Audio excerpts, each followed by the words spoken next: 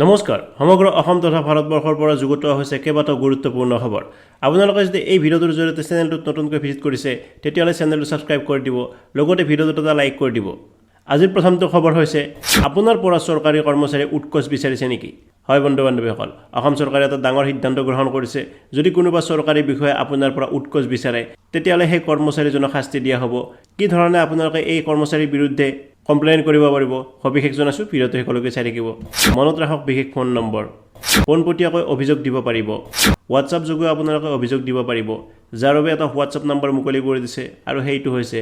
6026900143 লগতে আপোনালোকে টোল free number যোগে অভিযোগ দিব পাৰিব আৰু টোল ফ্ৰী নম্বৰটো দি দিছে 180034533767 তাৰ পাছত ইয়াৰে নিয়ন্ত্ৰণ কক্ষৰ নম্বৰ দি দিছে যাৰ নম্বৰটো হৈছে 036124629295 আৰক্ষী অধীক্ষকৰ নম্বৰ দি দিছে ইয়াতো আপোনালোকে ফোন কল কৰি পেলাই অভিযোগ দিব পাৰিব আৰু নম্বৰটো হৈছে 6026903481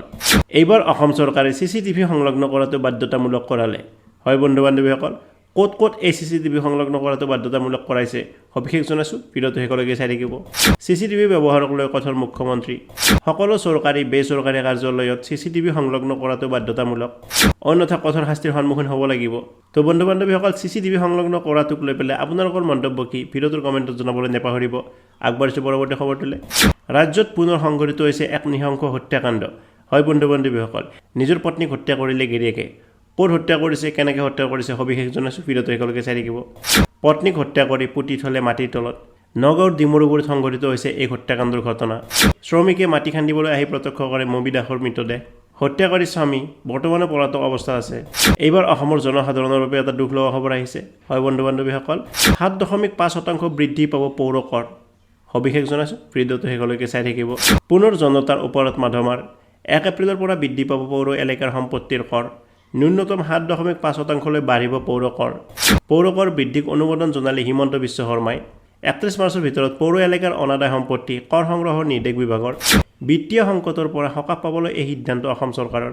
তো বন্ধু বান্ধৱীসকল 7.5% যি পৌৰ কৰ বঢ়াই দিলে এই সন্দৰ্ভত আপোনালোকৰ মন্তব্য ভিডিঅ'টোৰ কমেণ্টত জনাবলৈ নেপাহৰিব আগবাঢ়িছো পৰৱৰ্তী খবৰটোলৈ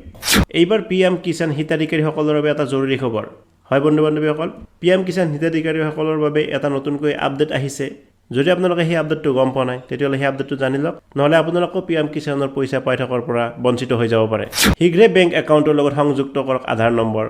যোগাযোগ কৰক বেংক অথবা ডাকঘৰৰ লগত মনত ৰাখক এটা নম্বৰ হয় বন্ধু বান্ধৱীসকল এটা নম্বৰ দি দিছে য'ত কল কৰি পেলাই আপোনালোকে আধাৰ কাৰ্ড সংলগ্ন কৰা কথাটো জানিব পাৰে নম্বৰটো হৈছে 036128000213 ত্ৰয়োদশ কিস্তি কেৱল আধাৰ সংযোজিত বেংক একাউণ্টলৈকেহে হস্তান্তৰ হ'ব